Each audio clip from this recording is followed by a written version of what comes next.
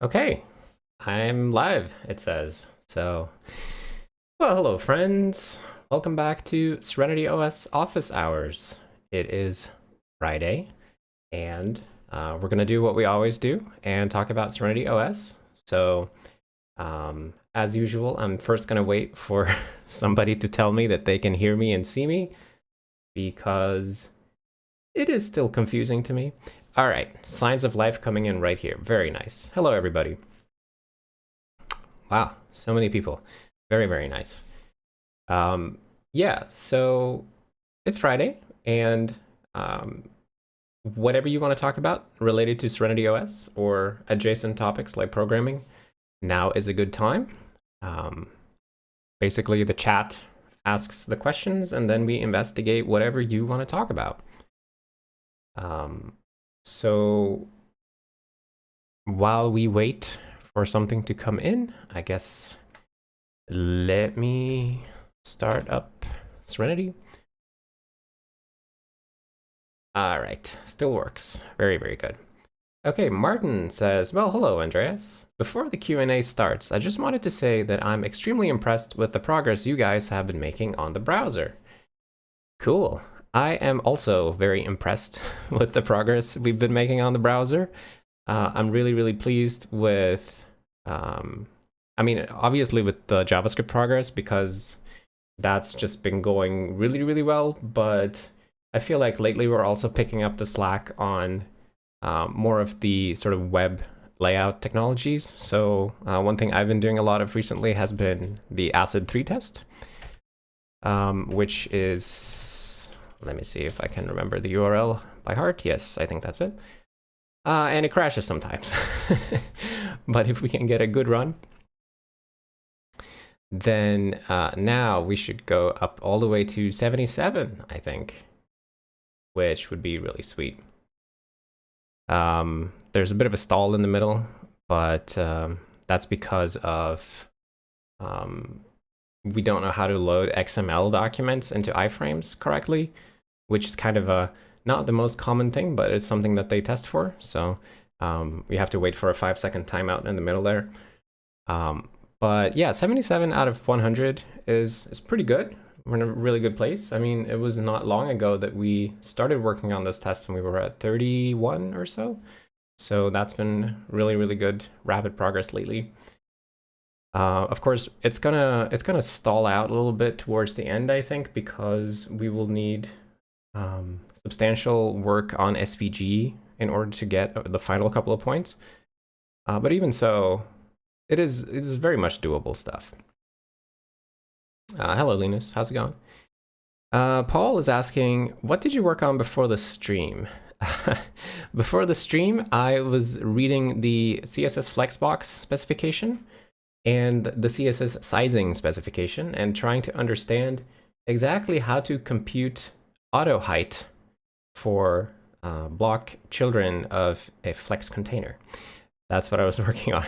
And basically, I have this branch that I'm working on locally where I'm trying to improve our Flexbox support in the browser, but like the more correct I make it, the more web pages break. So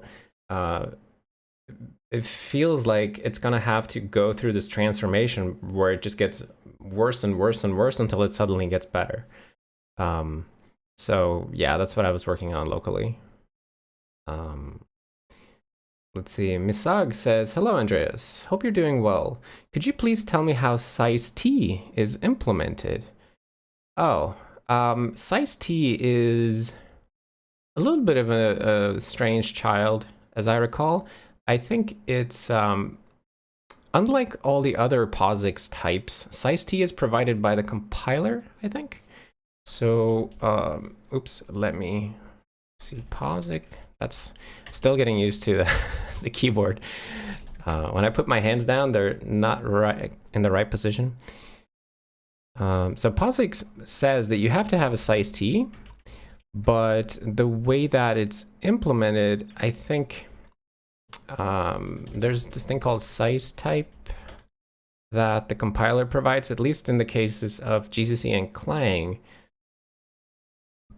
And let's see, yeah, size type. So I think we use that.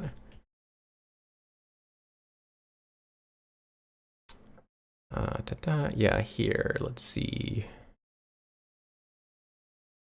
Oh my God, what's going on here? That's so weird. I mean, that I'm starting to remember this now. This is S size T, not size T, but like, look at that hilarious construct. Basically tricking the preprocessor into creating signed size T by fudging unsigned into signed before type defing it. Anyway, so for our POSIX implementation, we just do typedef size type size T. So this is provided by the compiler and not something that we define ourselves. We just take whatever the compiler says a size T is, and then I'm sure that you can tweak it, of course, in your compiler target profile or whatever it's called, spec file, or I forget what those are called, but there's a way to tell the compiler how your platform works and what kind of data sizes it expects and so on. So that's in there somewhere. But yeah, in stdef.h in our C library, you'll find this line, which is how we implement size T. Leorian says, do you guys have a shell for the JavaScript engine, like SpiderMonkey, JS Shell, V8, D8, etc.? Yes, of course. Of course we do. You just type, can you believe this? JS. Huh? And then you can make objects and all the usual stuff. So our JavaScript command line, I would say, is pretty sweet. Some even say it's the best one in the business. It has coloring, syntax highlighting, multi-line editing, all kinds of sweet features like that. And as far as I'm aware, 0 bugs. Let's see. HasiBQ says, oh wait, hold on, let me not skip over. ecoptic says, hello Andreas, I just wanted to ask you a very important question, and that is, what is your 9th favorite JavaScript API? My 9th favorite JavaScript API. It has to be string prototype split, right? That is just such a great API, but it's not quite top 8 material, but it's the shoe-in for number 9. String prototype split, clearly. HasiBQ says, hi Andreas, from your last video, did you end up figuring out why the hash map tries to expand buckets when you add and delete entries? Let's see, why it tries to expand buckets when you add and delete entries? Oh man, I have to page in that stuff that I was working on. I mean, that's inevitable in that configuration, I guess, that we ended up with. And that last video that I posted, it created a lot of discussion. Like, I got so many messages from people saying, oh, here's what you should do, or here's what you should do. And a small number of people actually sat down and tried to improve it by writing code. So shout outs to those people. And I think the main thing that everybody agrees on is that the oscillation of allocation that occurs because you keep like growing and shrinking is obviously bad. So we want to come up with some kind of solution where if you exceed the load factor, but you have a smaller number of keys in the hash table that would necessitate an actual resize, we should just try to rehash the table in place rather than growing it just to then soon shrink it again. But at the moment, we're just gonna like grow it and then discover that it's fine to shrink it. We'll just shrink it back down. So that's just an inadequacy in the algorithm as currently implemented. And there's a pull request where Klinus is working on a rehash in place. I didn't look at it today because I was reading about CSS the whole day, but yeah, there's a pull request here that we need to look at a bit more. where there's a new algorithm that basically tries to avoid the allocations entirely by rehashing instead of resizing. Let's see. Lofty says, been working through the backlog of your videos and having a great time. New to C++, aside from some few tutorials, and just seeing code is helping a lot with my understanding. Helps you're engaging. Well, I'm glad to hear that, Lofty. I totally agree. I think one of the best ways to improve within any language, once you're out of the sort of initial tutorial stage, is to see real code and see real people working on real code, because there's only so much you can get from the tutorial stuff before you need to get into a space where you see like people hitting actual problems and working their way through them. When you're looking at tutorials, it's very rare that you'll find a tutorial that shows you like all the things that could go wrong, right? Your tutorials, 99% of them just show you exactly how to do everything right, or at least to achieve whatever they're trying to achieve.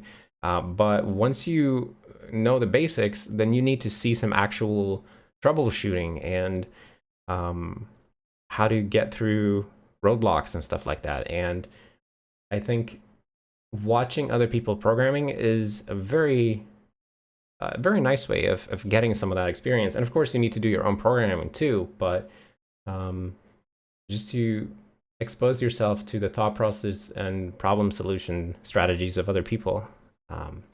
So all that to say, I'm happy that you're finding some of that with my content. That is very, very nice. And it's a big part of why I put it online. Karudo says, finally made my first merged PR to Serenity. It's a small, silly change, but it works. Aha. Well, if it works, then it's not silly. Maybe it's small, but not silly. I think every bug that is worth complaining about is worth fixing, right? And there's no need to skip over a bug just because it's like, it's not big enough. I mean, ultimately everybody chooses what bugs to fix and what stuff to work on, but I think just by virtue of you caring about it enough to work on it makes it important. Let's see. Ecoptic says, how did you write a custom libc and tell GCC to use it? Well, when you're linking a program with GCC, normally it will just assume that you want to use the system libc, but you can override that and specify that, hey, actually, please use my libc instead. And I forget what the exact thing is. I think it's no stdlib. Yeah, there's a no stdlib command line argument that you can pass to GCC. And if you do that, or maybe it's no libc, it's one of those things. If you pass something like that, then it won't link with the system libc, and instead you can just say like -l my libc, and then you can start working on ecoptic libc and try to run a simple program with that. And of course, you'll soon discover that you'll have to implement a lot of things if you're not in the comfort of a system libc anymore. But that's basically how I started building the system libc. I just wrote a program and linked it against my own libc and then fleshed it out from there. Kevin Streamer says, would be pretty cool when the Serenity browser gets 100 on the ACID3 test, since not even Firefox and Chrome get full score on it. Is that true? I feel like they do get a full score on it, but I haven't tested recently. Seems to work. But I agree regardless that it would definitely be cool to get to 100. And the criteria of the test is a little bit interesting, because it's not just like get to 100 out of 100, but it's also this like fine print here where it says that the animation has to be smooth. and the final page has to be like pixel for pixel, exactly like this. And I think the animation smoothness is going to be the hardest of these things once we get to 100 out of 100, because that's, I think that will require some optimizations at some parts of the engine that are kind of unoptimized, that I don't even know what they're going to be yet. I just feel like getting it to be smooth is going to be tricky. Let's see. Lofty says, I almost tried to change the code, but managed to get myself to agree that it does actually reuse the buckets, and that was enough. Yeah, well, I definitely encourage anyone to play along and edit code. If they're watching a video of mine and I'm doing something and you feel like, wait a minute, there's a better way to do this, please mess around with it and see if you can come up with a better way. Like, I don't always find the best way to do things. In fact, I rarely find the absolute best way of doing things. I just find a way of doing things. And hopefully in a reasonable time with sort of an engaging narrative. But there's absolutely room for improvement on absolutely everything that I do.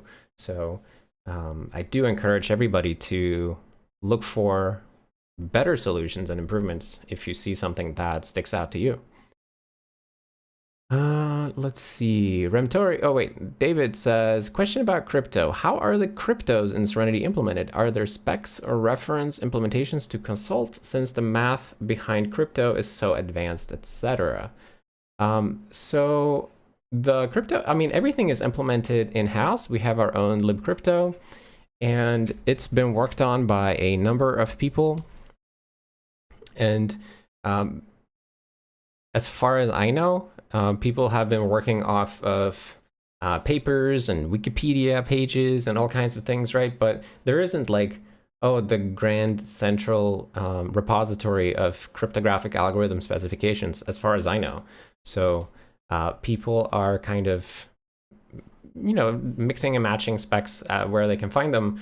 But I haven't spent super much time personally on crypto, so I would recommend speaking to some of the people that have worked on our crypto libraries, like Ali and Dex, Stellar, and there's somebody recently working on it. I forget who it was. There's a bunch of them, and you can just talk to them on Discord and see where they would recommend that you look. Stellar especially was working on crypto very recently, I know. Remptory says, hi Andreas, do you think ACK needs more collection types like B-tree and priority queue? So basically, we make collection types and abstractions as they are needed, rather than trying to come up with things that we might need and implementing those. So everything that we have in the code base has some kind of purpose, right? We don't just add a data structure because, oh, it would be cool to have this data structure.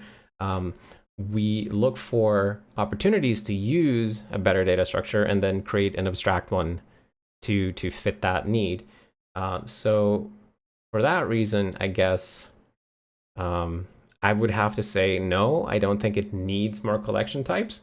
But at the same time, it's very possible that there's many parts of the code base that could benefit from a better algorithm that could be abstracted into a ACK collection type template. So it's kind of a two-sided answer. But I hope you understand what I mean. Basically, like, we don't need to add templates just to have more templates, but if you think of a use case where we could benefit from a new collection type, then absolutely, let's look at what we can do with that. Jake Huang says, hi Andreas, I want to do more C++ work. What do you recommend to get started? Or C? Well, that really depends on you and what your interests are. But the generic project that I recommend to everybody who just wants to get down with low-level programming is emulation. So most of us have some old school game platform like Game Boy, NES, something like that, that we have once enjoyed, and going and implementing an emulator for like an old school 1980s game system is super fun and really satisfying when you get to see like games start to work and stuff like that, and it's a great way to learn a new low-level language. So that's definitely what I would recommend if you're completely lost and you don't know what to do. But depending on your interests, on your skill level, and your experience levels and so on, I would have probably different answers. Anyway, Jörg says, "Hi Andreas, is Hack Studio the right thing to create new programs, or is it better to generate it outside of Serenity?" It is absolutely more convenient to work outside of Serenity at the moment, but I certainly encourage anybody to try to work inside Hack Studio and improve the experience as you go. But in terms of like sheer productivity, you'll have an easier time outside for sure. Leorian says, follow-up question to the JavaScript command line, I guess. What kind of APIs does the JavaScript shell provide? Can it read, write from pipes, files, do networking, etc.? Is there documentation anywhere? It can load, it has a very limited file loading capabilities. It can load JSON from files. We have load JSON.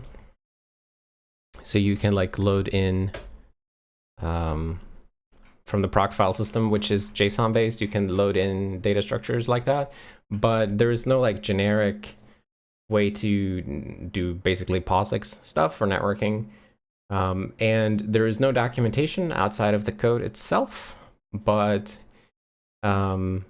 if you are interested in either of those things, so expanding the capabilities of the shell and expanding our documentation of the shell, then please come to the JavaScript channel on Discord and we can talk about it. See, Dean says, "Hey Andreas, I hope you're doing well. Looking forward to the show." Well, I am doing just fine, Dean, thank you. And based on just that, I don't know which Dean you are, but I'm glad that you're here, Dean. Sophia says, "How much is Serenity's GUI toolkit inspired by the web? I heard Qt kinda is." Serenity's GUI toolkit is not inspired by the web much at all. It's inspired by Qt very much, and Qt is almost as old as the web, it feels like, or at least as old as the popular web. And I don't think I would say that Qt is terribly influenced by the web, although, I mean, there are such things as QStyleSheet, so they clearly do have some web inspiration going on in there, but it's all like optional features. I don't think it's much inspired by the web.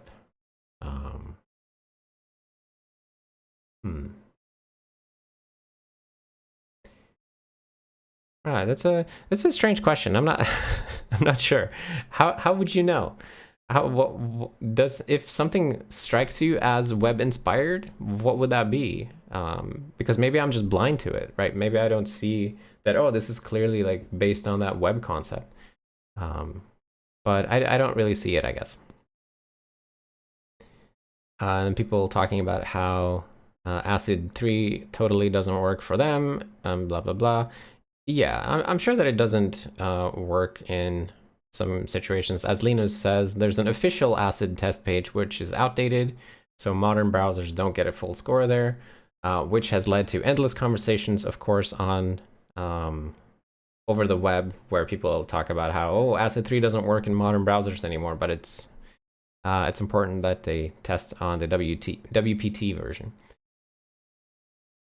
Anyway, let's see. Leorian was asking, what are the differences between the WPT and the official test? And I don't think anybody answered that. Yeah, so the difference between the WPT, let me just explain that actually. So WPT is here, it's the web platform tests.live. This is where they host an up-to-date version of the ACID 3 test. There's also the old official URL here, which doesn't work in modern browsers correctly.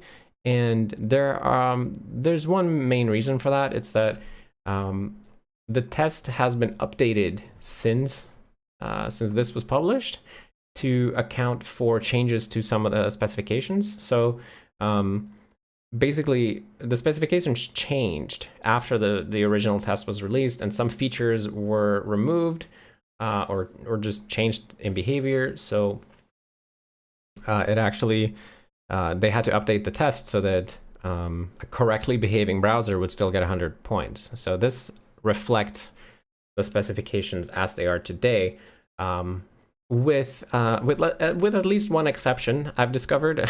Actually, while I was implementing something, there's I forget which number it was. I think it's test number 2.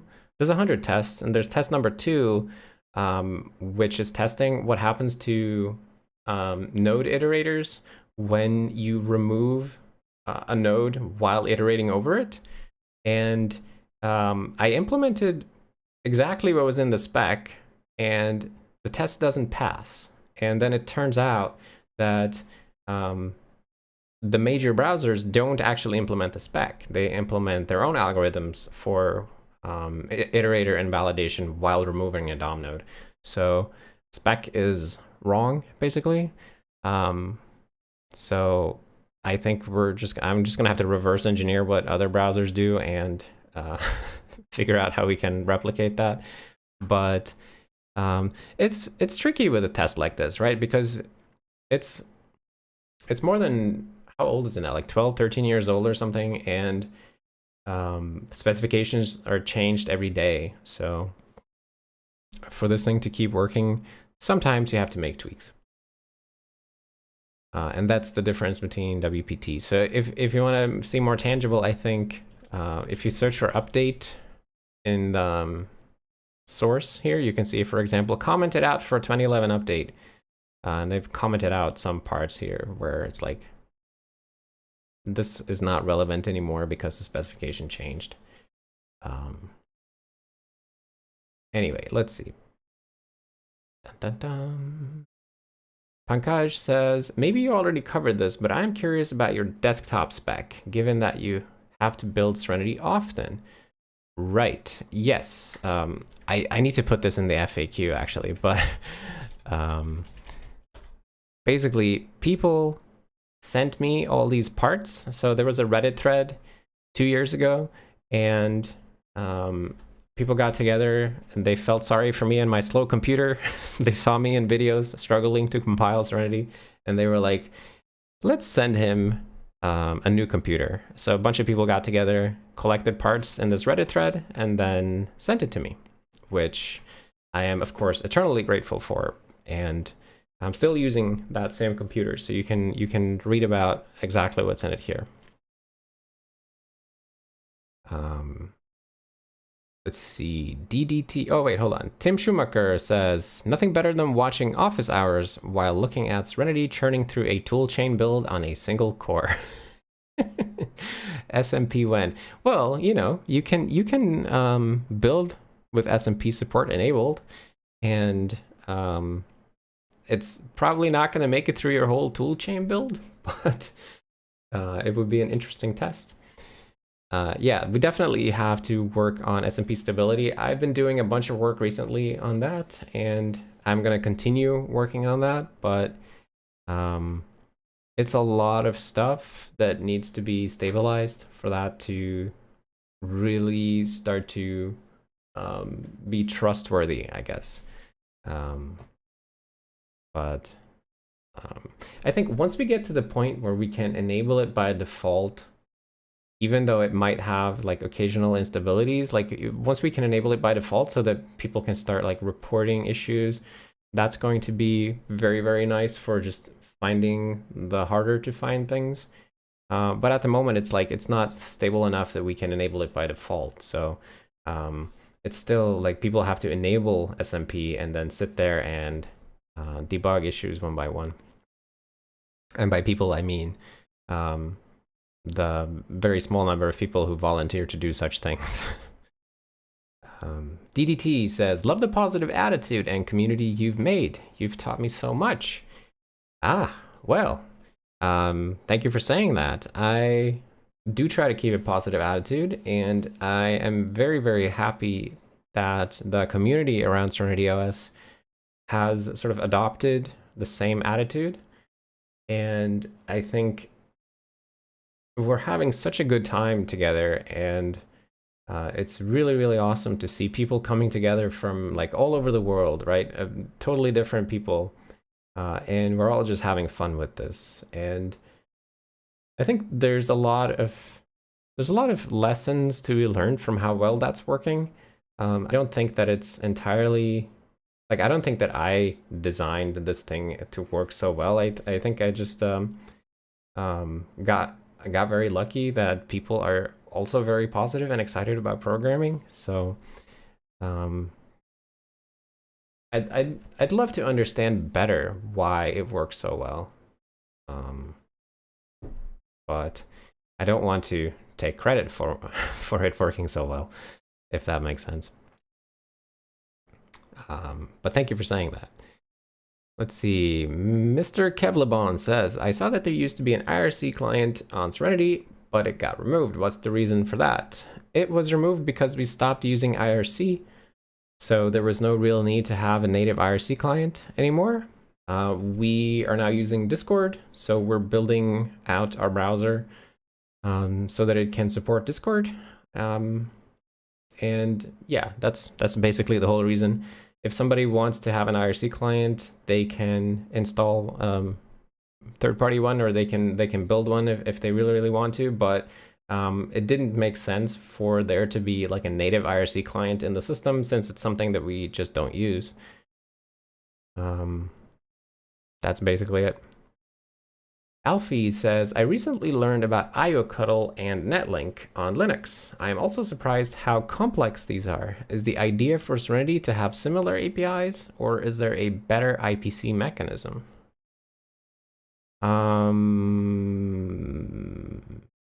Not sure what you mean by this. We have iocuddle. We have iocuddle on Serenity. We don't have the Linux netlink API, but we do have iocuddle. I mean, iocuddle is just a generic way to communicate with the kernel using a file descriptor as a handle, right? So you are telling the kernel, hey, for this file descriptor, do this operation. And I think that's a perfectly reasonable API in any system that uses file descriptors as kernel object handles. So I don't think that there's necessarily a way to improve on that would make it so much better. But of course, I'm definitely interested if somebody knows of a much better way to communicate to the kernel about a file descriptor. I don't know exactly what that would mean. Mean Mole says, no need to answer this if this has been discussed to death already, but what are your general thoughts about the Rust language compared to C++? Any chance for having Rust code accepted into Serenity in the future?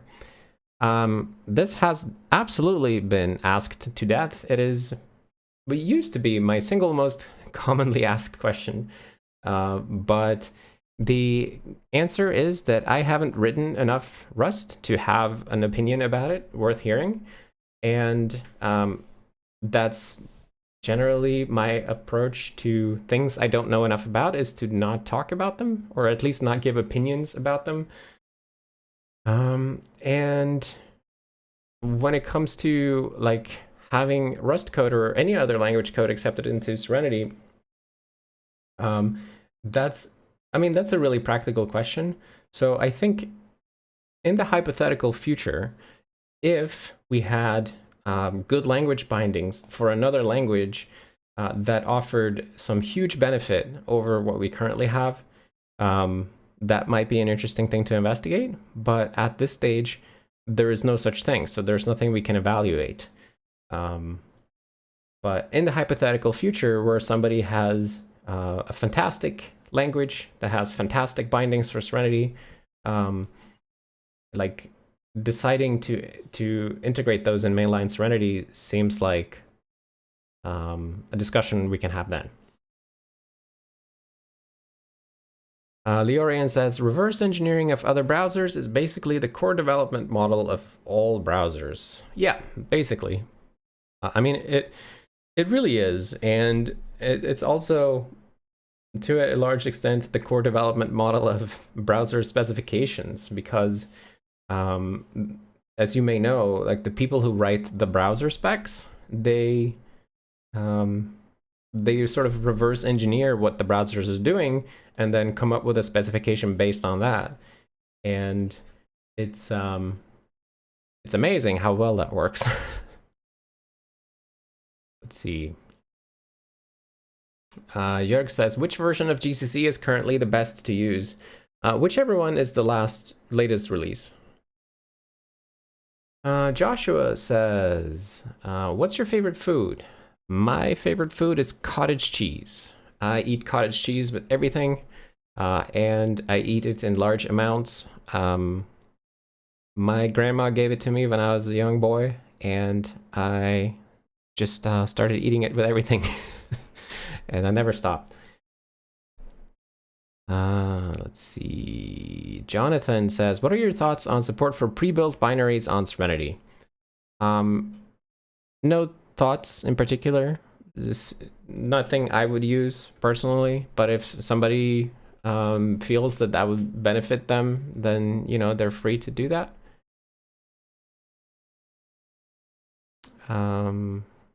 Let's see. Oh, wait, what's going on here? Richard Anderson says, anyone else getting 144p? I can just about discern that Andreas is up in the right corner. Am I getting crappy bitrate here? I might be getting crappy bitrate. Just, let me see if I can change something.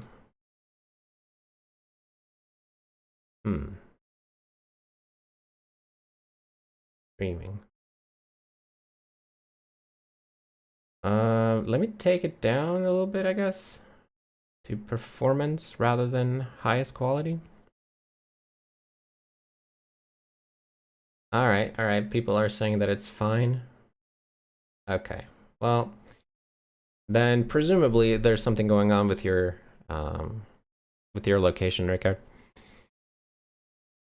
Let's see. Jeja says, what are the costs connected to the project? Many projects seem to create non-profits when they grow to cover project costs. Is this something you've been thinking of? There are not very many costs connected to this project. I mean, I take donations from people for myself, which I use to pay for food and roof over my head and things like that. I guess that's the main cost if you want to look at it that way. But in terms of like services that the project uses, there's like the domain cost for SerenityOS.org and hosting and some other tiny little things. And I would say it's like less than $40 a month. Very, very low costs outside of paying for developers, right? So creating a nonprofit is not really something I've been thinking of actively. I'm aware of it, and there are some interesting opportunities that would come from having a nonprofit, but it seems at this stage at least, it seems like it would be a lot of work for relatively little gain. So with things like that, I prefer to make changes organically as we grow and changes become necessary or more impactful.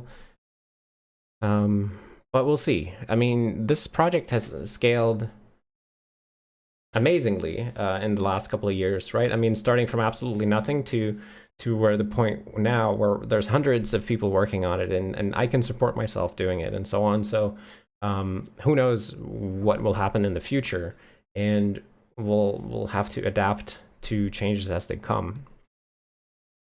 But it's an interesting question. Let's see. Lena says, what do you think about Microsoft's TypeScript like types as comments proposal for JavaScript? it seems like everyone has an opinion about it as of yesterday, even though the proposal itself is over a year old.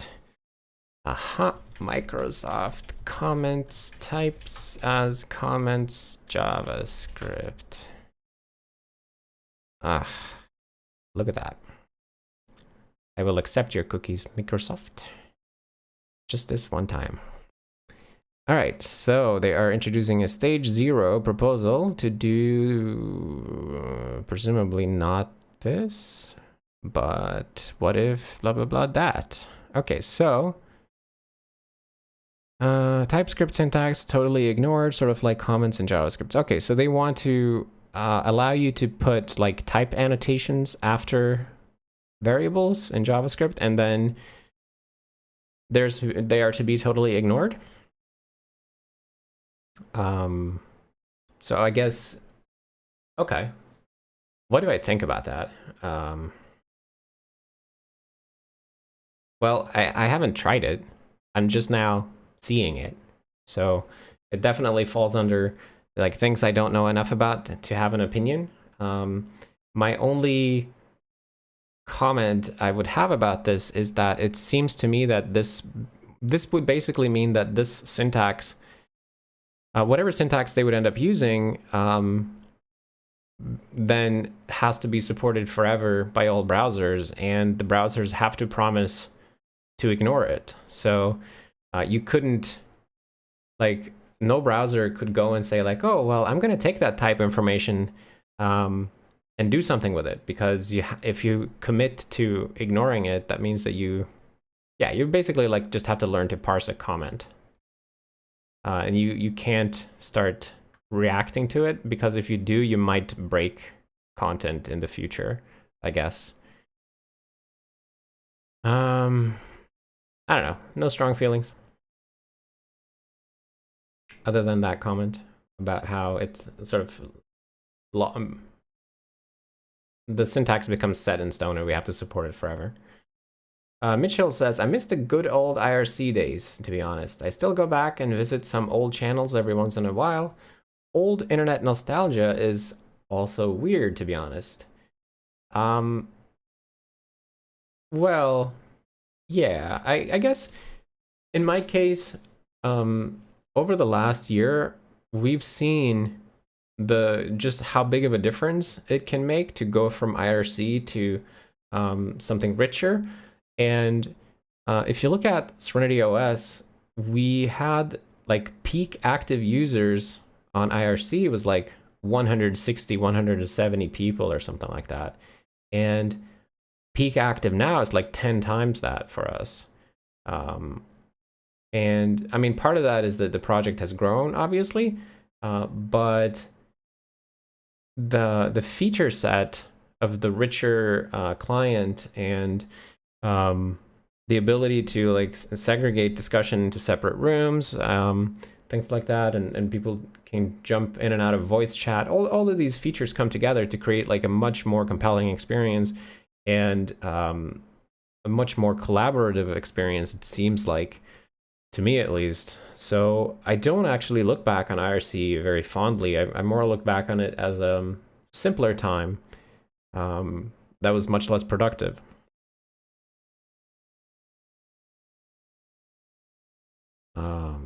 Of course, that's not to say we didn't have good moments on IRC. We certainly did, but we've had so many good moments on Discord since we switched, and I dare say even better moments. Some of our best moments yet.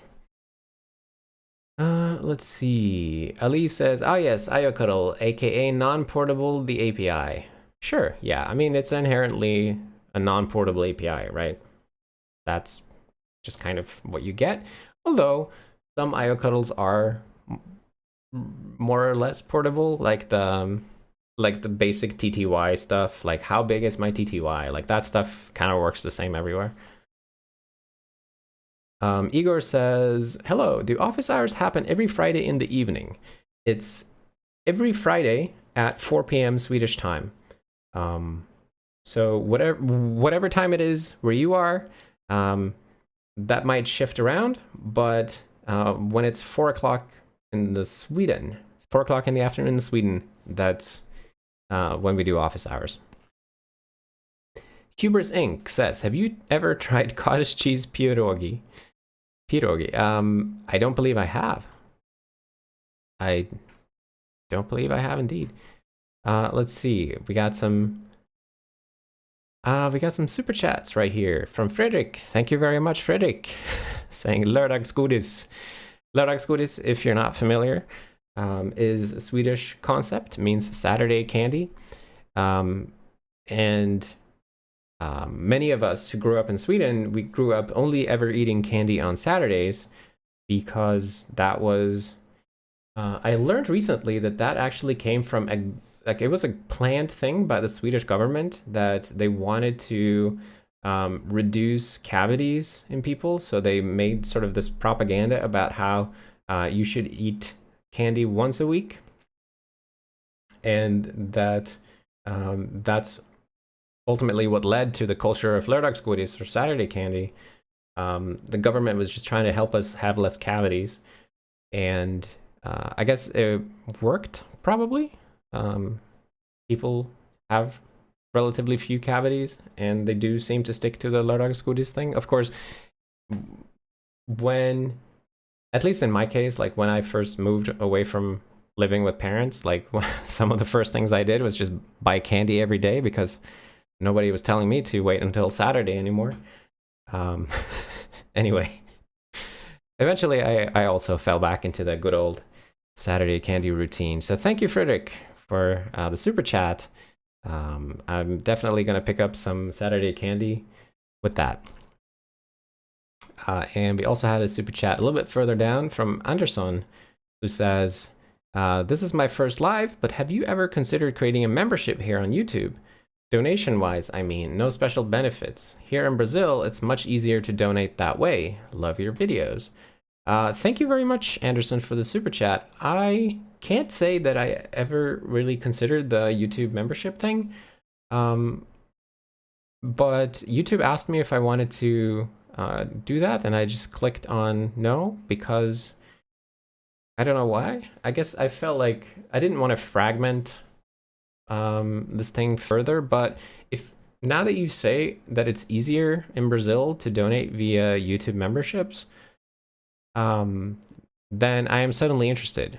So let me research this tonight after the stream, and I'll see if I can set something up. But yeah, it would. I mean, it would have to be the same as I do already on Patreon and GitHub sponsors, where there are no special benefits, but it's a way to donate, I guess.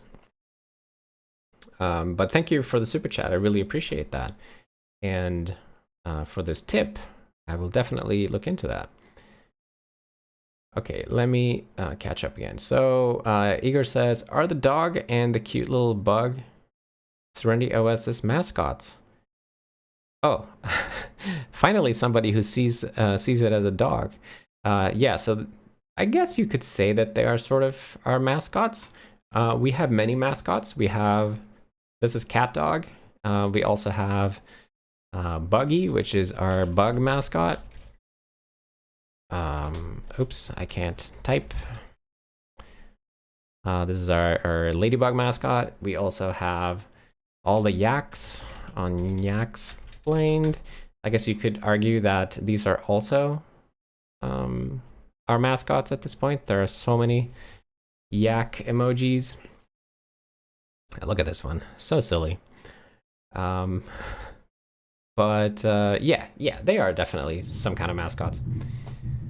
Leorian says, Netscape made so many updates to the HTML handling of Mosaic, i.e. had to copy them, then JavaScript happened, and DOM0 with copying each other. Then Mozilla had to be web compatible, then WebKit Gecko compatible. I mean, yeah, that's kind of some of what happened. There was a lot of things that happened. I actually was watching a video last night from Igalia, you know, this company that works on browsers, but they don't make their own. They just help out on other browsers. They had a video about the has selector, which is a new CSS selector. It's coming out. And Brian in this video made a very, I thought it was, he went through the history of CSS, and I thought it was very interesting. So if somebody is interested in learning about the history of CSS, history of HTML, and that stuff, and he was there at the time, so he speaks about it from memory, which is really, really interesting. Let's see. Ecoptic says, what do you think about GCC versus Clang/LLVM? In my opinion, LLVM-based compilers make it easier to cross-compile with LLVM target triples. Also, why do you use GCC? Did you do it because that's what they show on OS Dev Wiki, or another reason?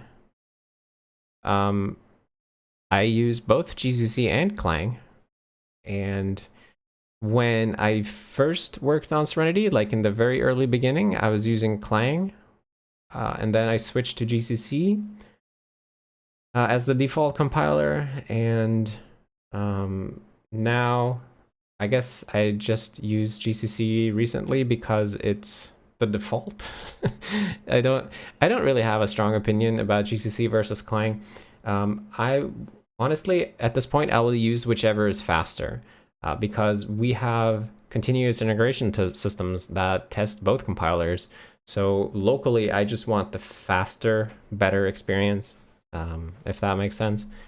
I think it's good to have two compilers because they catch different issues sometimes. But locally, I just want to use whichever is faster. Let's see. None FVN JN. That's a very strange name you have there. This person says, "Hey, caught you live. Love your work." Thank you. Thank you for being here. None FVN JN. Hubers Inc. says, "I like to visit random websites in private/incognito mode so that cookies go away immediately, as in sites I'll never visit again." Cool. I also visit random websites sometimes in private mode, usually because I'm logged into various websites and then I want to see what they look like when I'm not logged in, and incognito mode is great for that. Let's see. Sophia says, what, if any, are the pitfalls of getting SerenityOS compiling on a Linux machine? I'm not really aware of any pitfalls. If you follow the instructions in the build instructions document that we have, thousands of people have succeeded somehow, so it seems like it should be pretty doable. Leorian says, about type annotations in JavaScript, couldn't a stricter mode be added to, at some point, allow browsers to use them authoritatively?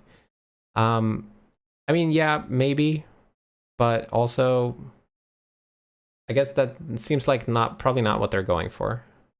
But I guess, I mean, ultimately, for Serenity, like, we are just going to implement the spec, whatever the spec turns out to be. So,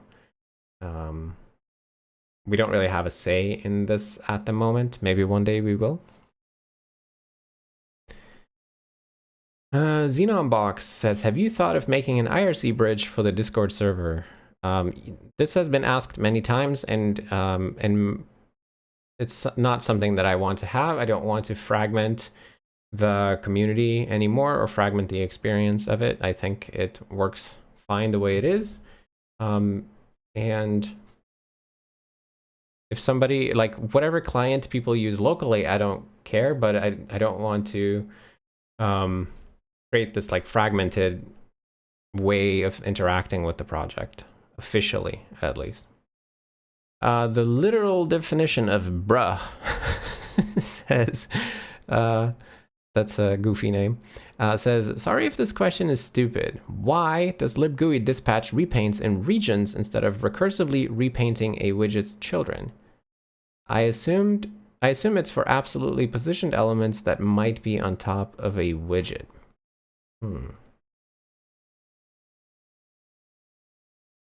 Why does libgui dispatch repaints in regions instead of recursively repainting a widget's children? I'm not sure I understand the question. Why it dispatches in regions? I don't know what that means, to dispatch in regions. We do repaint children recursively, but we have an invalidation rect, right? Maybe that's what you mean by regions. Like we have a set of rectangles that are the areas that we know we have to repaint. So the whole purpose of that is just to avoid overdraw, because if you have a big UI, but like the text of a small label changes, you don't want to repaint the entire screen. So we try to make sure that we only paint whatever needs to be repainted, and that's why we repaint like the individual invalidated rectangles rather than just like recursively repainting the whole thing. But maybe I'm not understanding your question correctly. Checha says, mostly asked about nonprofits because of all the chatter about SerenityCon. Would probably have tax benefits organizing things that way. Well, it probably would if there were such a thing as SerenityCon, but at the same time, I don't think that even if there was such a thing as SerenityCon, which there currently isn't, I think it would be nice to make it extremely informal, where people would just show up somewhere and hack on stuff rather than try to turn it into some kind of profit-making thing. At least, I mean, at the same time, that I guess that depends on what kind of interest there would be, because if I would announce such a thing, hypothetically, not saying I will, but hypothetically, and 1,000 people respond saying, oh, I want to go to that, where do I buy a ticket? That would obviously be a bit more complicated than what I'm imagining it would be. So, but again, I think it's one of those things where I prefer not to come up with solutions to problems that I don't have yet. So we'll see. We'll see when that problem seems like more of a real thing that might happen. Ali says, I'm sure there's some operating system that just goes, yeah, fine, 80 by 25. Okay, yeah, I'm so far behind in reading these chats. I'm sorry about that, but yeah, so this is presumably in response to me talking about IO cuddles for terminal sizing or TTY sizing, and Ali is referencing, I think, the fact that we used to just default to 80 by 25 if you asked how big the terminal was, which was a bit strange. Let's see. Mitchell says, I completely agree with your choice to switch to Discord. I believe I meant nostalgia as in my own time spent in IRC and how I specifically look back on it with very rose-colored glasses. Yes. I certainly also look back on things in rose-colored glasses sometimes. I think that's an extremely human thing to do. And we do that. But it's hard when you have such a recent experience improving on IRC to look back on IRC as a whole as like this great thing. Rather, what I look back on, it's like the good times in this or that channel on IRC, which, and I'm not like looking back on IRC itself very fondly, but rather like the great experience I had in various channels over the years. Igor says, hey, you just read Igor in Cyrillic. Yes, I finally learned to recognize it. I mean, I feel like I looked that up like 20 times on office hours. So it's about time I learned how to recognize that, the name. Lena's volunteering to organize SerenityCon. Oh, that's very nice of you. Thank you. No, he just says +1 for SerenityCon. Yeah, I mean, in theory, it sounds fun, right? Kook says, hey, Andreas, I was wondering when you'd see yourself actually wiping Ubuntu and doing the final switch to Serenity on your host machine as the main and only operating system. I assume that's like the ultimate goal, but what else is missing for that to happen? I assumed you'd want to improve the browser first. What else?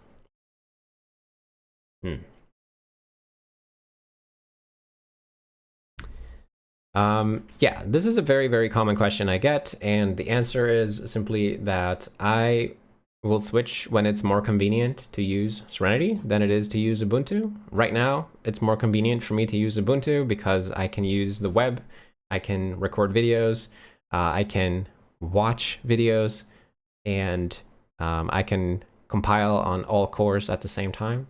But when those things are no longer exclusive benefits of being on Ubuntu, then I will probably switch to Serenity.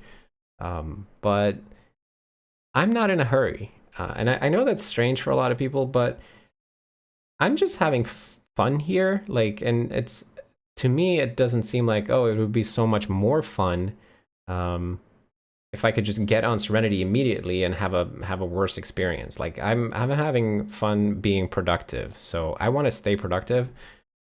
Even if that means it takes longer to get onto Serenity. But obviously, when it's ready, then of course I want to use it. But yeah, that's basically it. Leorian says, Lurdog Squiddies, or Saturday Candy, was the consequence of a really unethical study called Vipaholmsstudien that basically gave cognitively hampered children as much candy as they wanted and counted how many holes they got. Oh my goodness. That sounds like a really ethically stinky thing, my friend. I'm gonna have to look into that, but that sounds awful. Adam says, funny, here in Denmark we eat candy on Friday instead. Fredag sleek. Man, my Danish pronunciation is no good. Fredag sleek. That's funny though that you do it on Friday instead. Ali says, I think you can make custom emotes with that membership thing. Ooh. Custom emotes on YouTube. Are you serious? YouTube membership emotes. Are you serious? Because custom, okay, yeah, come on. Okay, yeah, I'm definitely adding that just to get the custom emotes. But I absolutely don't expect anybody to become a member, but I will make the thing possible and add custom emotes. Definitely. I just love custom emotes. I think that's maybe the greatest thing about moving into Discord outside of like collaboration, just in terms of like enhancing the social experience. I think all of our goofy yak themed emotes and stuff like that, they're so awesome on Discord. It's so much fun to have like the ability to express ourselves with all these visual in jokes, I guess. That's something that's been really great. So I guess I'm gonna try to I'll find out more about and see if we can bring them over to YouTube. That would be awesome. And then we will have we'll have somebody spamming yaks and buggies, indeed. Timothy says, just wanted to say thanks for cultivating such a nice / welcoming / helpful Discord server. Made contributing for the first time much less intimidating.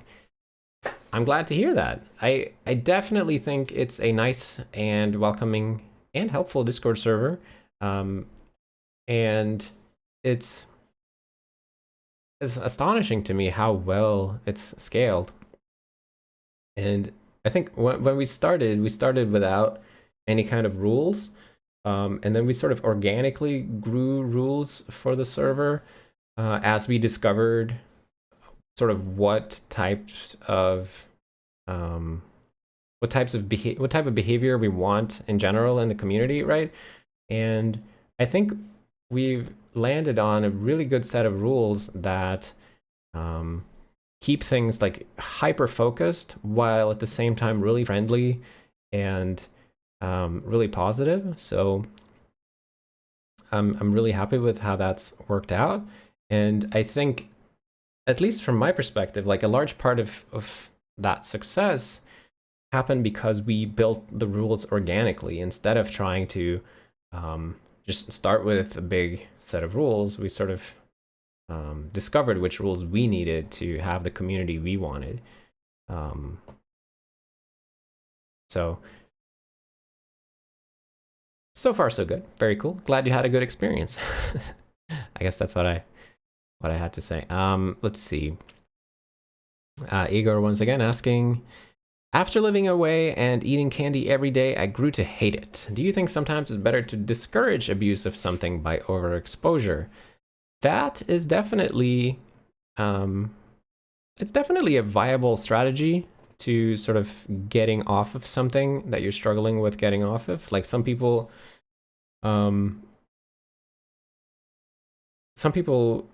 have great success with that.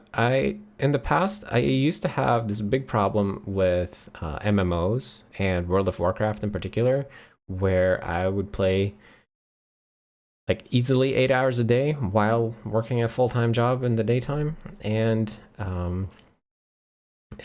I just couldn't put it down. And what I ended up doing to sort of get out of that was I started using cheats and made the game really boring for myself by cheating and just having everything without having to put in any effort. I guess it's not the same as overexposure, but it's like sort of a way to hack hack something into becoming satiated or like oversaturated. But it's a dangerous thing also, because if the thing that you are overexposing yourself to is inherently dangerous in some way, then obviously overexposing carries risk. So I don't know that it's like a generally recommendable strategy, but it's a strategy. Felipe says, happy I caught you live for a bit in between meetings. Have a great time, everyone. Well, glad to see you here, Felipe, between your meetings. Hope you're having a great day of meetings. Static says, hey Andreas, hope you're doing well. I am doing well. I hope you're doing well, Static. And Igor was asking, do you have favorite programs? Favorite programs? I don't know. Favorite programs like computer software programs?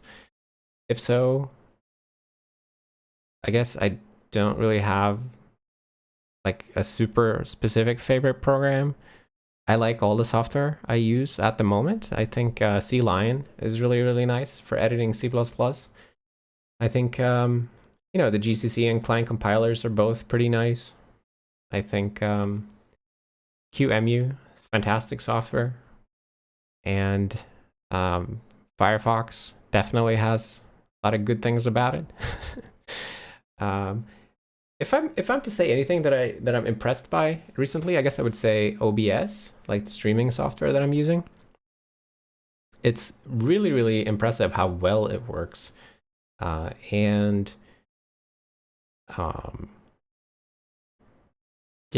I'm just continuously impressed with it. OBS Studio, really good software. But my favorite programs are probably the ones I'm working on, though, because the software I use, it's nice, I like it, but my favorite programs, they have to be the ones I'm working on. And lately, that's definitely the SerenityOS browser. It's just so precious. It's so small and clumsy, but I really can't help but love it, and I just want to improve it. Linus says, shout out to CXByte for more graphs. Well, let's open it in incognito mode and see what we find out.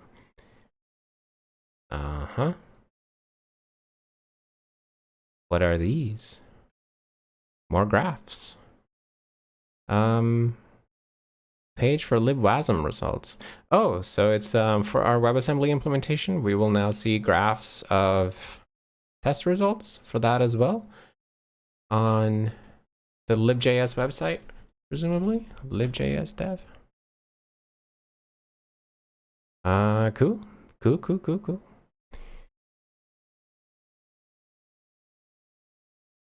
WASM. Okay, maybe it's not there yet. Maybe I'm not looking in the right place. Who knows? Anyway, Dianto says, what are your thoughts on moving Serenity to C++ 20 modules? I don't really have any thoughts, but if once that becomes available and the tooling is mature, then let's try to use it, see if it helps us. And if it does, we'll use it. If it doesn't, we won't.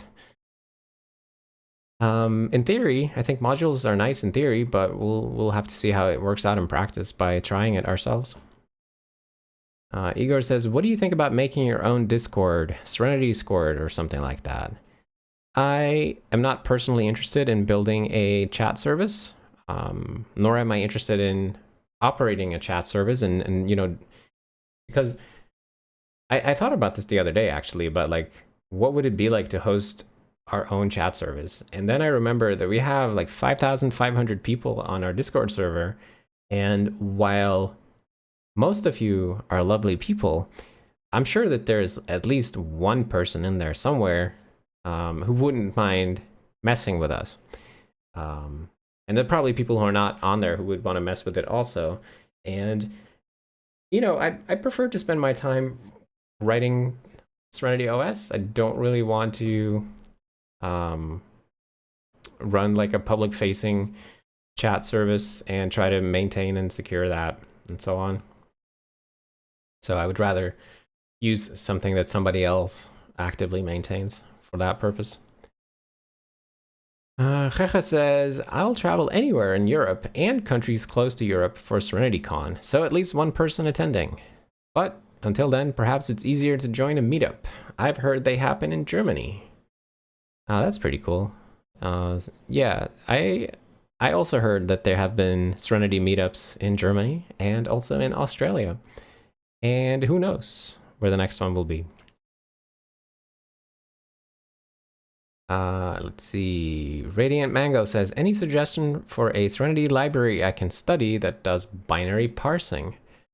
I guess you can look at any of our image decoders, like the JPEG decoder, PNG decoder, GIF decoder, and so on. Those are essentially parsing binary files, if that's what you mean.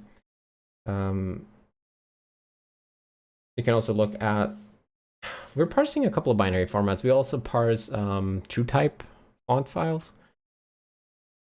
But the image decoders, I think, are probably the most accessible ones. Tim Schumacher says, Andreas adds Yaks to YouTube. YouTube members plus 9,000%. Yes, absolutely. That's that's probably not what's going to happen. I mean, actually, I mean, we'll be starting with 0 members, so plus infinity when we get 1. But if somebody wants Yaks, I should make sure to provide Yaks, let's just say. Leorian says, the first thing I do on any chat platform is disable emotes, at least for text I myself enter, and preferably for reading too. Any chat that isn't 100% identical to what I enter by keyboard is crap. I don't agree with that.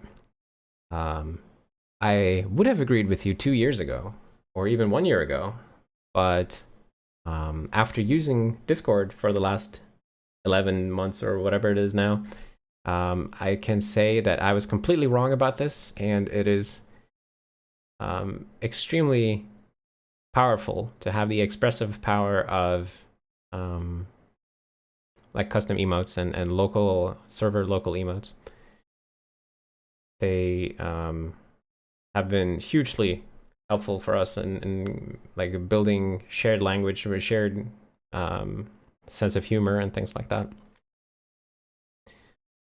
Alex says, I've got an idea for a feature that pops out each widget in a window into separate windows. For example, in Pixel Paint, the tools would become a separate window from the canvas. How painful would that change be? Well, it sounds like what you really want is detachable toolbars, which which is a pretty well understood concept in other systems, right? Like on Windows, you can usually detach toolbars, and on Mac, sometimes you can, but I think that would be a very reasonable feature to do. I think it's not that it would be super painful, but it would be a bunch of work because um, you need to integrate with Windows Server a little bit, especially if you want to be able to sort of pop them back into the window again by dragging them in and out of it. But I don't think it would be super painful. What I would suggest is just starting to prototype it and maybe look at, I know Qt has like a dockable widget API. Qdock widget, yeah. Advanced docking system. No, this is some product or something. But yeah, they have this docking concept in Qt, which allows you to like place dockable items sort of arbitrarily in a docking container or whatever they call it. And I think having something like that in Serenity would be pretty cool. So I don't think it's a bad idea at all, and it would be interesting for somebody to prototype. The literal definition, the literal definition of bruh says, I must have not understood the code correctly. I was mostly wondering why invalidation rects are used instead of an element redrawing itself and all its children when updated. For example, label's text is changed, only that label is repainted, and all children redrawn in this case. In this case, it had no children though because it's just a label.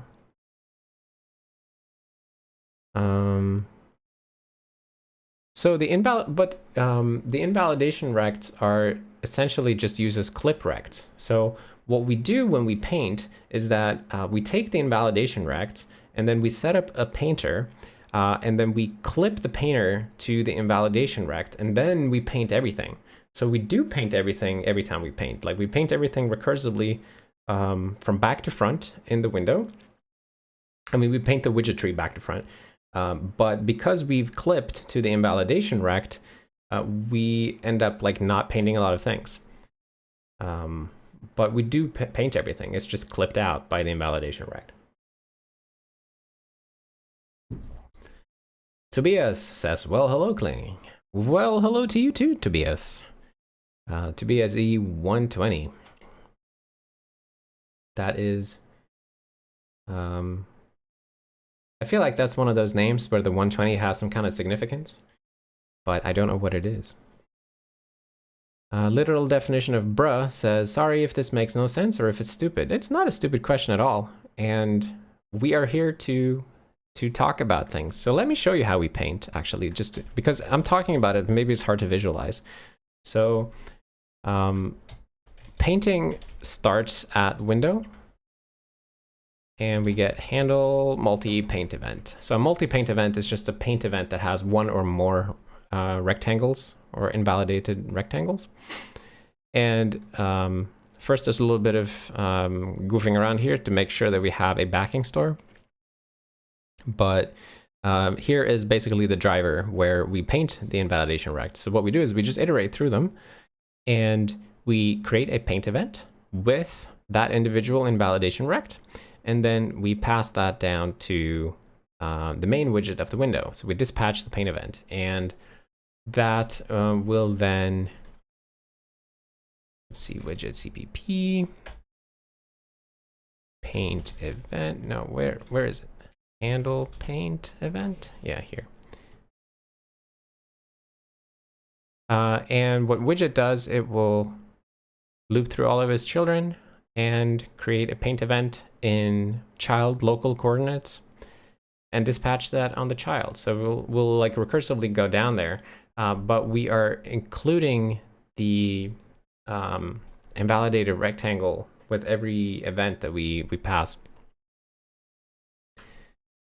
And yeah, notice that we are like the invalidation rect that we pass to the child is translated so that it's like local, it's relative to the child rather than relative to the parent.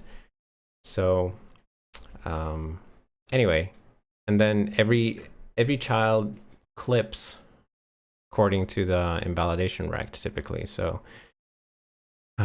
we could do a lot better here. Like we could skip, we could probably skip over widgets that are completely outside of the invalidation rect and things like that. We don't do that.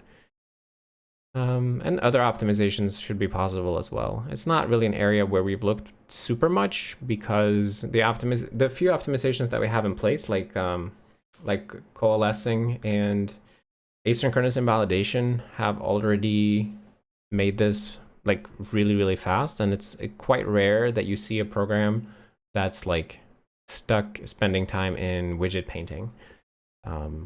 But of course, you know, it's definitely possible to come up with a pathologically slow GUI, and it would be interesting to look at that in that case. See what we can optimize.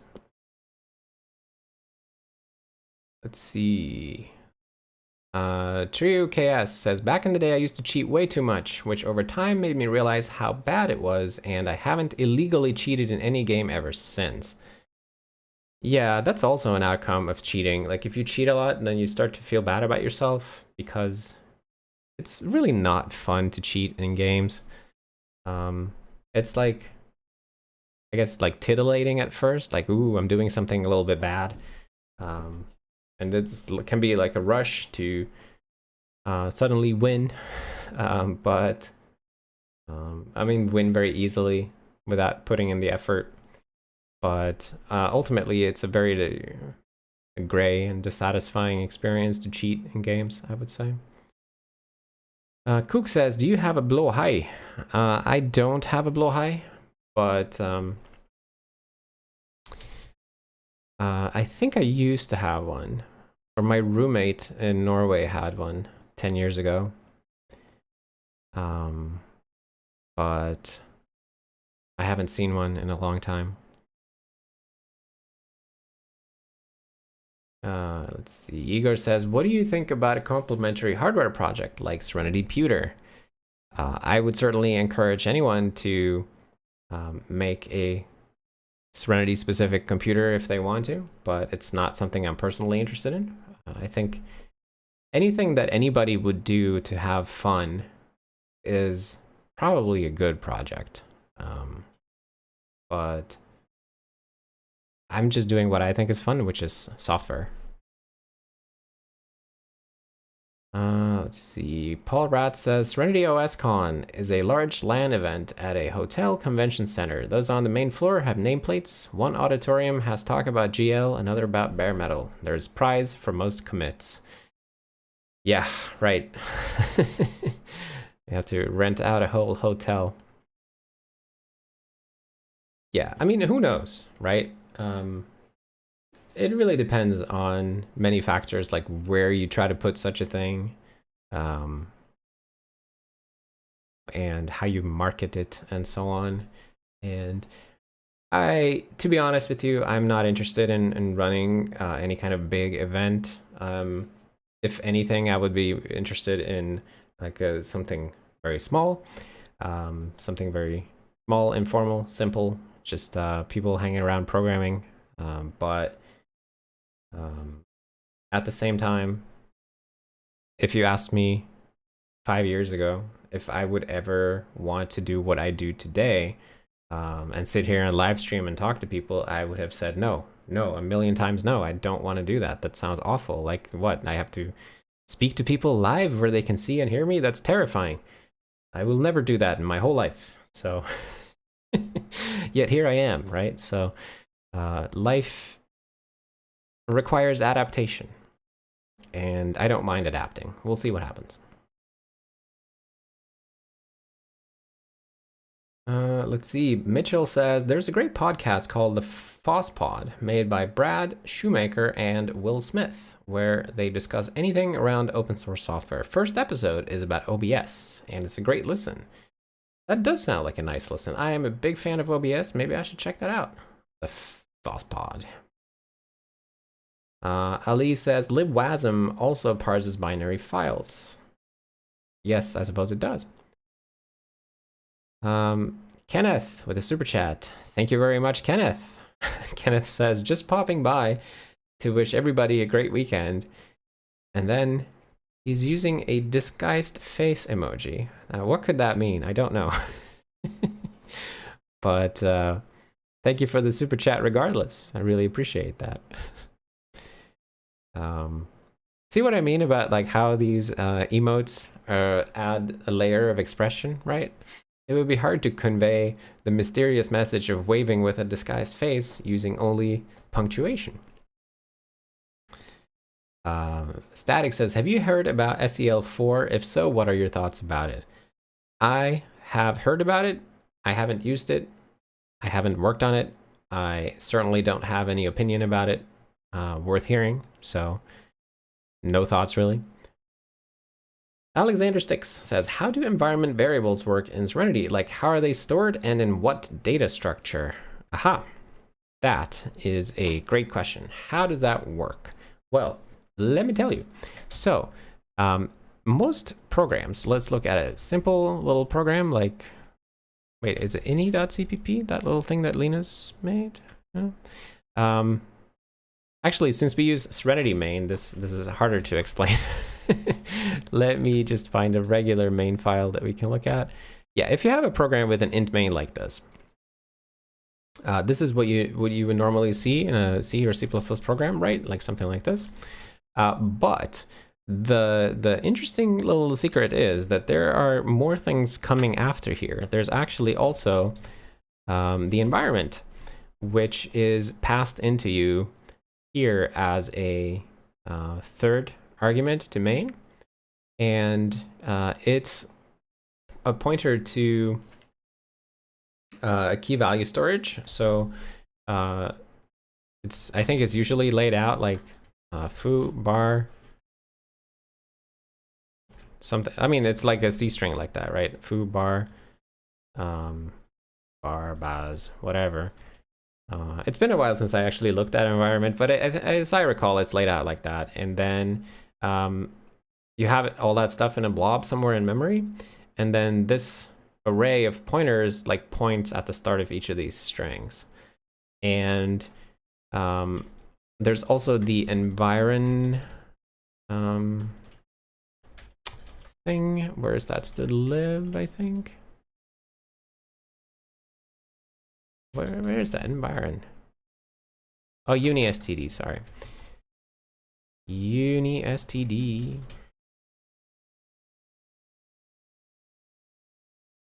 It's not there? Where is environ?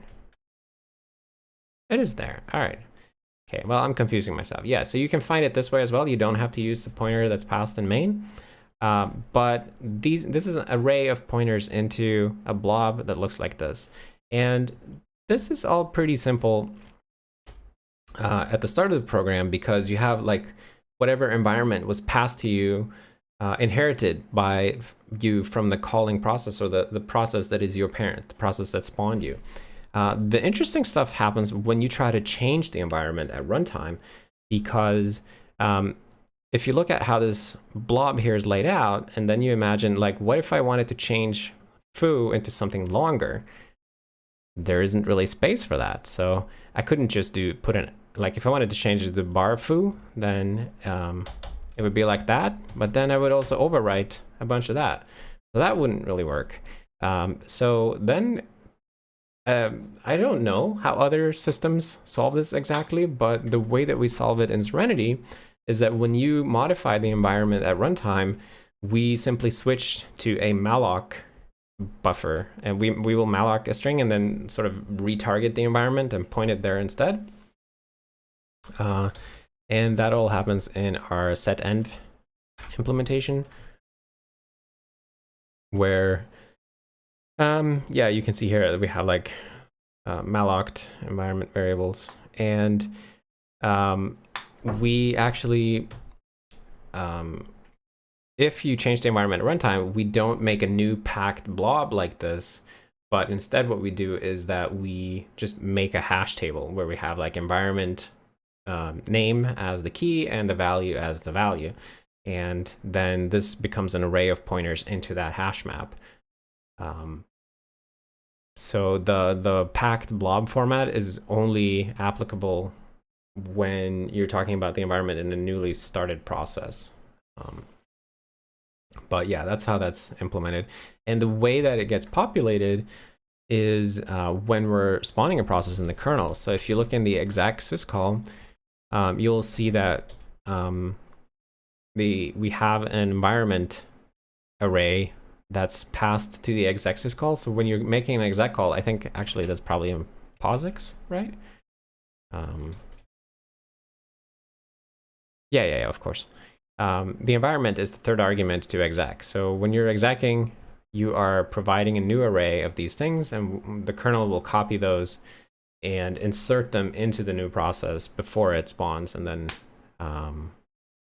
the libc init, in our case, little bootstrap code that runs in the start of every program, it will go and I think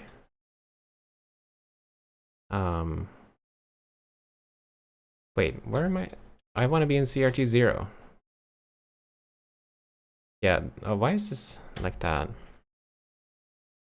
Let's see, where do we set up the environment? Here, yeah, so this is the thing that gets called by the kernel. This is where we actually enter into every program. This function right here, and this is where we set up the environ global pointer to point into whatever the kernel passed us.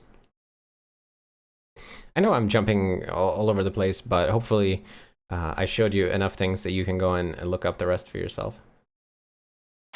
Let's see, JetPros says, is the photo of the child that you use in your thumbnails a picture of you as a child? Yes, absolutely. That is absolutely me as a child. And it's one of my favorite pictures. And then Trio KS says, yep, he talked about it on the previous stream. All right, fine. Yes, I should have read one message ahead. Yes, indeed. Lutix says, real Chad donates in Norwegian krona. Yeah, real Chad Kenneth right here with the super chat. Very, very cool. Thank you again, Kenneth. Let's see, Peppermint Swirl says, do you have to have Linux to install SerenityOS? Having trouble with the GitHub. You do not have to have it, but I would recommend it. It's probably what more people use daily, so it's better tested, but there are also people who work on Serenity in Windows subsystem for Linux. There are people who use Mac OS. There are even some people who use FreeBSD.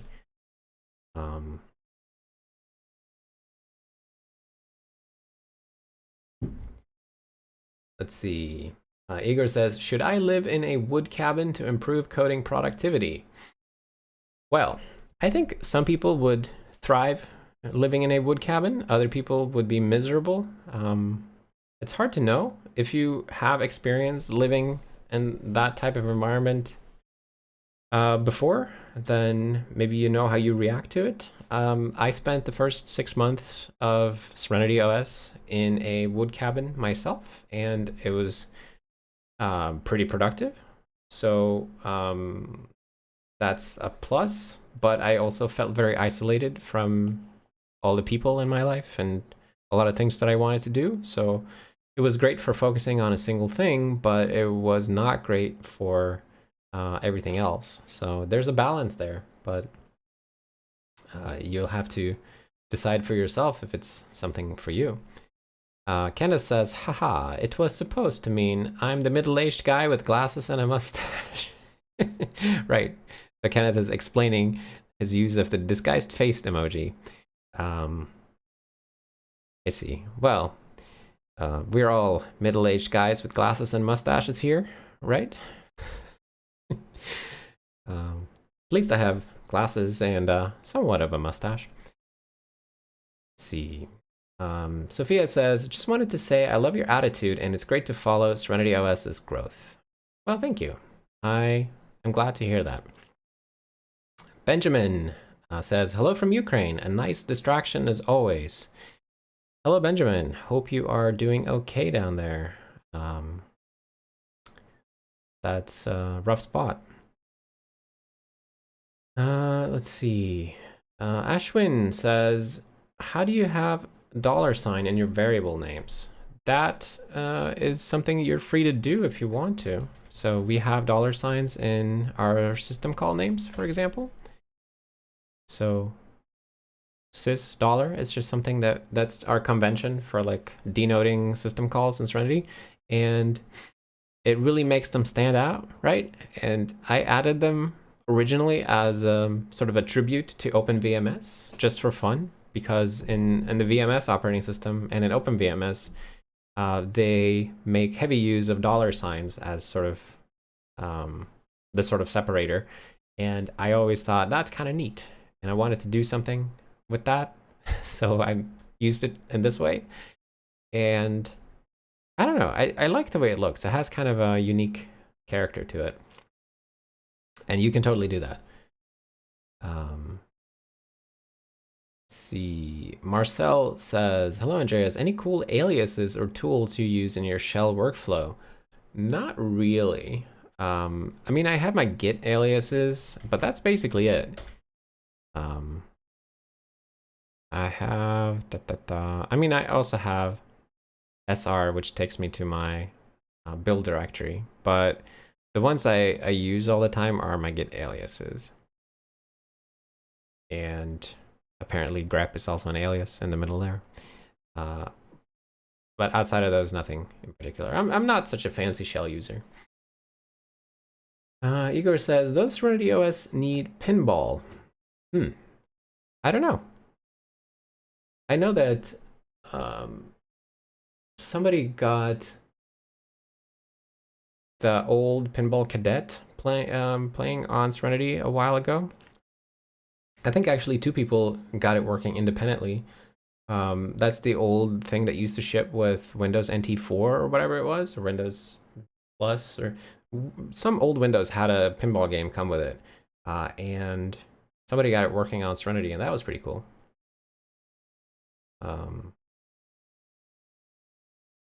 Let's see. But I don't know if it needs it. Quantum says, is it possible to profile Serenity during startup? Yes. There is such a thing as bootprof, which is a kernel command line parameter. If you pass this on the kernel command line, then we will start profiling immediately at boot. So you pass this on the kernel command line, and then you stop profiling, like when you log in, and then you have a profile of everything up to that point.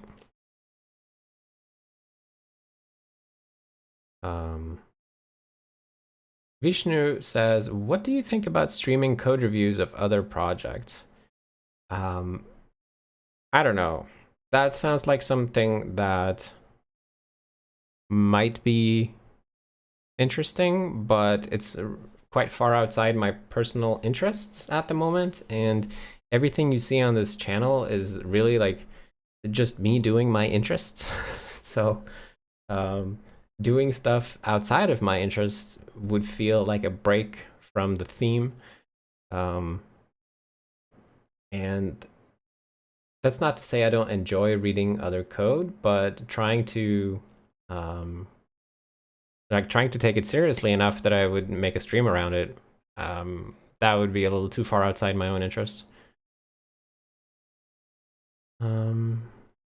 See, Radiant Mango says, ratio of using SerenityOS versus developing on it. I think I'm quite high in the latter, with adding debug line everywhere. Yeah, that's I don't know how many people are doing that. Let's see, Kobe says, I have to make a uni project in C++ 98. I'm used to C++ 14. How bad is it compared to C++ 14? And is my professor a lazy bastard? That's, I don't know about lazy bastard, but that seems unfortunate to use C++ 98 at this point, where there's a standard released 2 years or just recently that you can be using 2 years ago now, which is 22 years newer than this one. That seems very unfortunate. Igor says, is Hack Studio supposed to reach the power of C-Line at some point? Perhaps. I don't know. We'll see. We'll see what happens with it. Mateo says, didn't you once make a video about the Natalie project? Yes, I was hacking on it for fun. I was having fun, just doing something I was interested in. But going and reviewing random other projects doesn't really sound like something that would be interesting to me. I don't know. I don't know how to express this, because it's not that it's uninteresting to read code. I like to read code. It's just it's not so interesting to me that I would have the drive to make a compelling video or compelling stream about it, I guess. And I would also be concerned about like not being able to provide enough interesting insight, and I would probably feel like I was wasting people's time. So I'm apprehensive, but at the same time, I'm not saying no. I'm just saying I'm apprehensive, I guess. Let's see. Static says, is there any potential project ideas to contribute to SerenityOS? I'd like to start a small project to help out. Well, as I like to tell people, the best thing to do if you want to work on SerenityOS is to just mess around with it until you find something that bothers you, and then see if you can fix it. And in general, I much prefer that people come up with their own ideas for what they want to work on, instead of getting told what to do, because it's just so much more fun when everybody is working on something that they care about, or something that they came up with. I think it's just,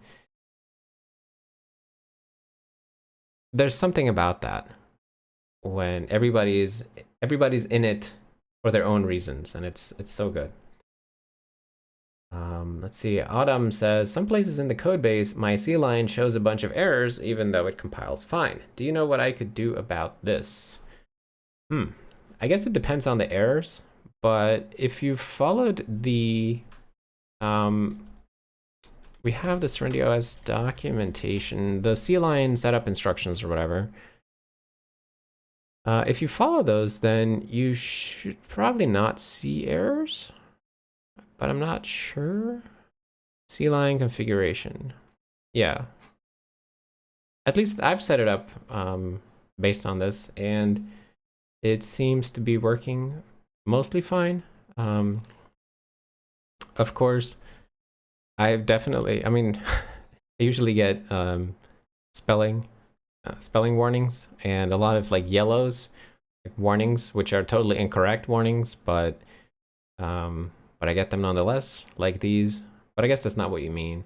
And sometimes C-line like doesn't understand that a header is actually used, so it complains about it.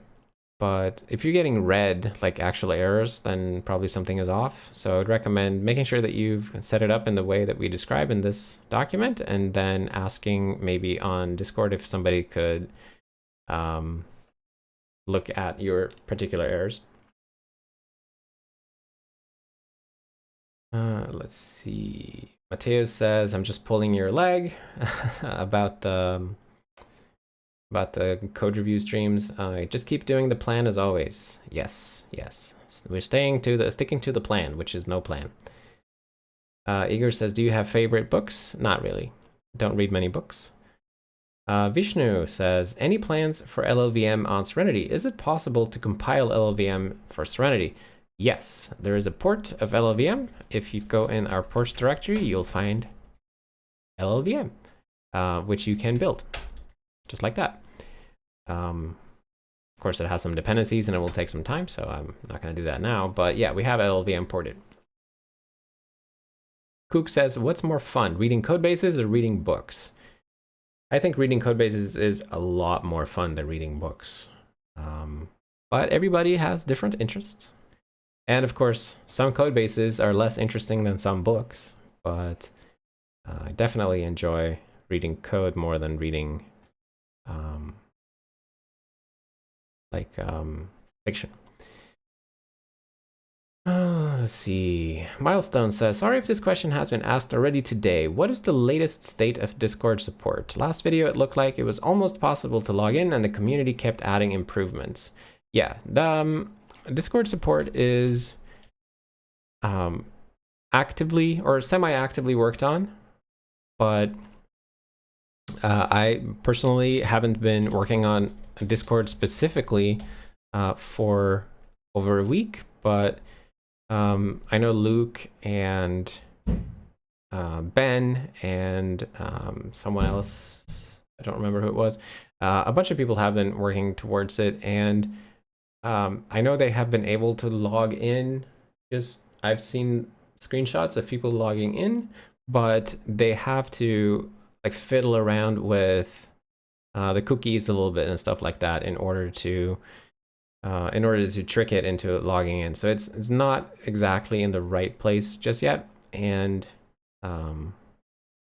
needs a bit more work, but we'll see how that goes. My personal focus really recently on the browser has been on layout, because it gets to a point where like we can start to log into pages and like pages load everywhere, but they look so wrong. So I really want to improve layout so that things can look a bit more right. And a lot of that is really, really grueling specification reading work, where you just have to read a spec for an hour and then make a change that's like 2-line change, and then read the more specs and so on. But we're making progress. It's pretty steady, and I think if you look at sort of the acid tests and these more like CSS-centric tests, it's clear that we are making progress recently, so that's good. But right now, I've sort of switched my focus to Flexbox, so that's what I'm doing.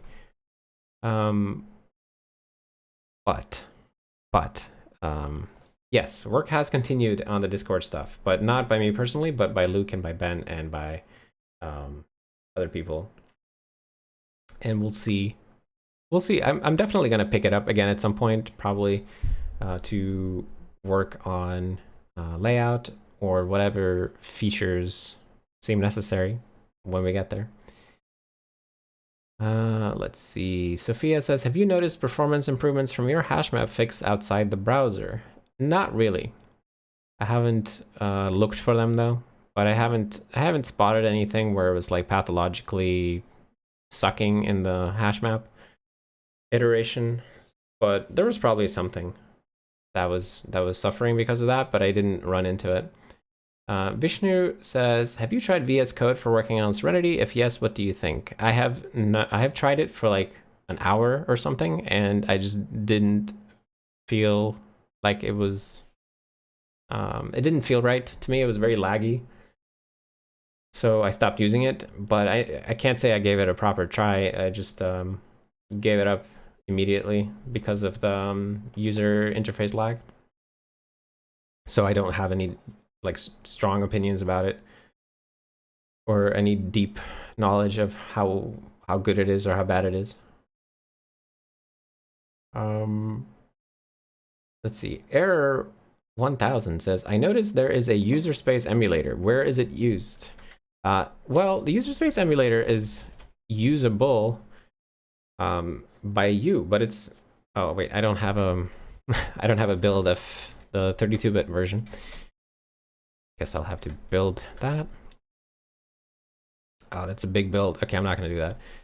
User space emulator is sort of like Valgrind on Linux, which allows you to run a user space program and then detect memory errors like leaks, like invalid accesses, stuff like that, and also allows you to detect if you're branching on uninitialized data. So that's what we use it for. It's sort of Valgrind work-alike, and it only works on the 32-bit port, but you can run our programs in it by just running user space emulator space and then the name of the program that you want to emulate. Igor says, is brown your favorite color? I don't think so. I would say it's red, probably. Let's see. Ashwin says, after watching your videos, I got C-Line, and I gotta say it's one of the best out there. Other editors don't even do simple things like adding semicolons after a class declaration. I mean, I would say that I'm really impressed with C-Line. Of the different editors and IDEs that I've tried so far for C++, it's definitely the best one. But I don't think it's necessary to use an IDE, but it is very comfortable to have one that sort of understands what I want most of the time, and it allows me to navigate the codebase quickly. And I could use other IDEs for that, but this one seems to be the best one I've tried, at least. So I'm really happy with it. But I hope that our own IDE, Hack Studio, of course, one day will become so comfortable that I can just use that instead. But at the moment, C-Line is very, very comfortable. Yanis B says, hi, sorry if you've talked about this before. What's your background in computer science? Are you self-taught? Where did you start? Thanks for the videos. I am self-taught. I dropped out of high school as a teenager and got a job making web pages. So I was a web designer, and that's where I picked up some PHP and went from a web designer to a web developer, I guess. Made websites with PHP for a bit, and then after that got a job writing C++. And I am self-taught indeed, and I learned from working, and I also learned from hacking on open source project in my spare time. So in 2005 or so, I worked on the KDE project a lot, 2005, 2006, and did like hundreds of bug fixes and stuff like that in all kinds of programs there. And it was a really good time, and I learned so much about C++ and software. And I always recommend to everybody to go and work on open source projects, because that's how I learned. I'm not saying that's the only way to learn or the best way to learn, but if you don't have an academic background, but you enjoy programming, then joining big open source projects is definitely a good way to learn quickly, learn a lot of stuff quickly. Vishnu says, does SerenityOS have a package manager? No, it does not. User says, what is logom? Well, logom is a Swedish concept, but in Serenity, it is basically a library that you can compile on Linux or Mac OS or Windows that contains our C++ classes, like our core standard library, and you build it for your host machine instead of building it for Serenity, and it allows you to use our APIs on your host machine. So that's logom here.